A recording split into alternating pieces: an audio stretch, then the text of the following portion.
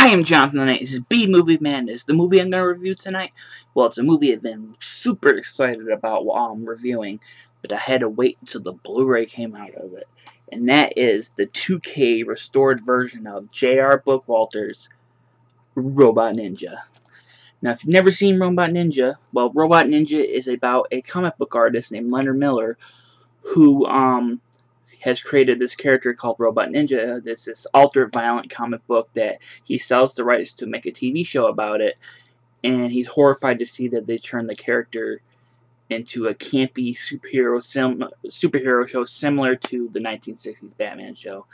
And he's super pissed about it, so he decides to don his own Robot Ninja costume and go out and fight crime. But he soon learns the hard way that it's not that easy to do, and things get really ugly really fast.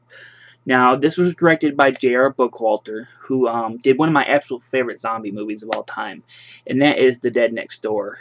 This was his follow-up to that, and, you know, for years I've heard, like, negative things about this, and I kind of ignored it. I just never got to watching it, though, but then last year, he said he was going to do a Blu-ray of this, and I said, you know something, I should maybe watch the movie just see if I like it or not. And I borrowed a copy from a friend, and I absolutely loved it. I thought it was a lot of fun. It was just a good old-fashioned 1980s vigilante movie with tons of gore.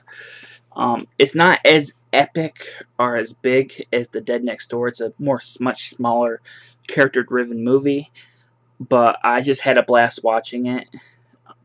And I think the movie, you know, it's really cool that he, you know, decided to restore the movie because, you know, some people probably, you know, won't enjoy this movie who's reviewing it, but the people who are reviewing it are probably the fans. But I'm talking about people who just review Blu-rays for a living might not enjoy this.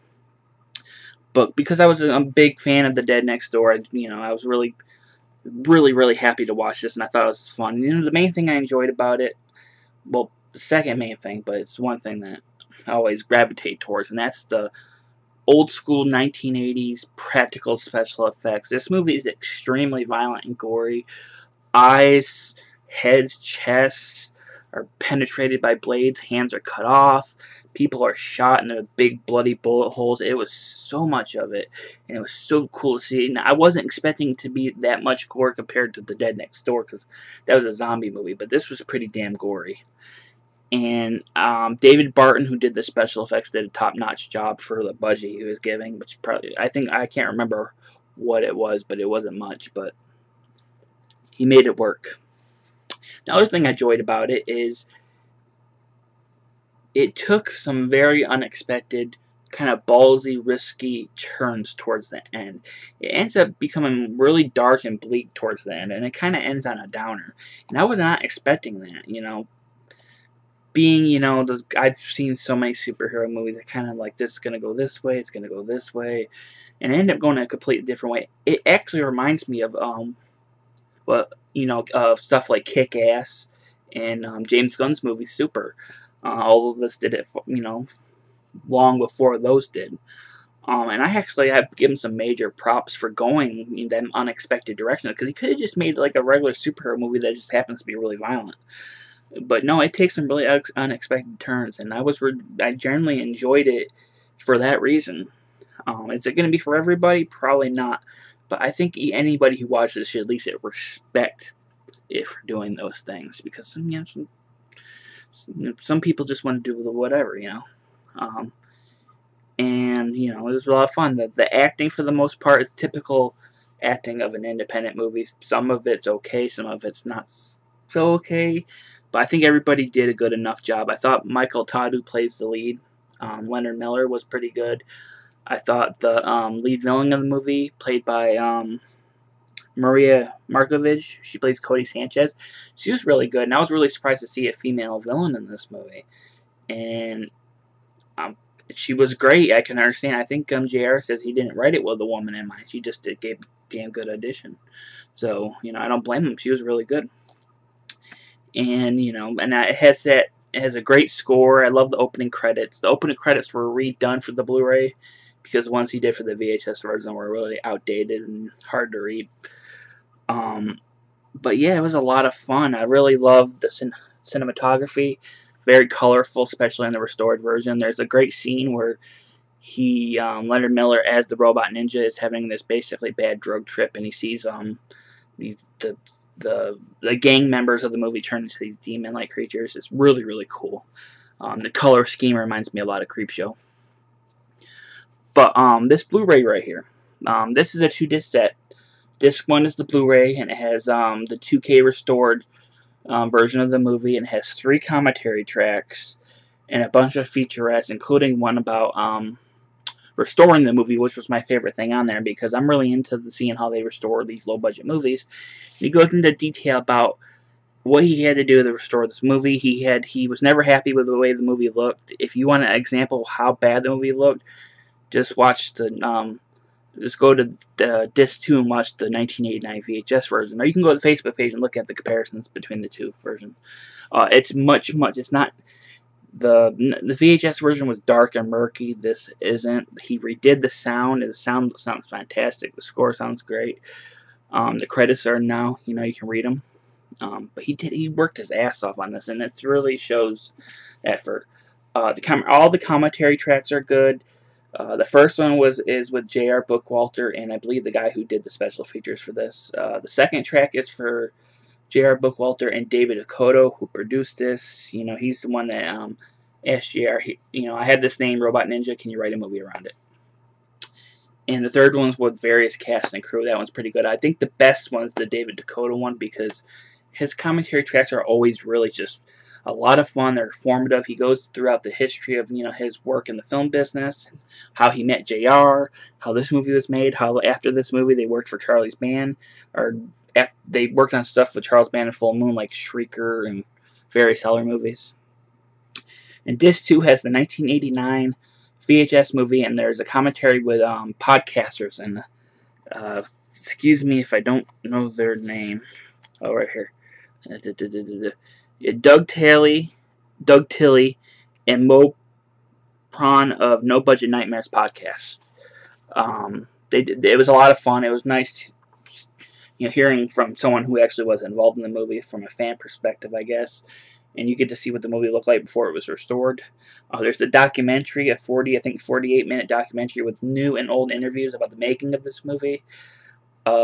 Pretty much everyone involved in making this movie was not a fan of it, especially compared to Dead Next Door. They thought it was a disappointment.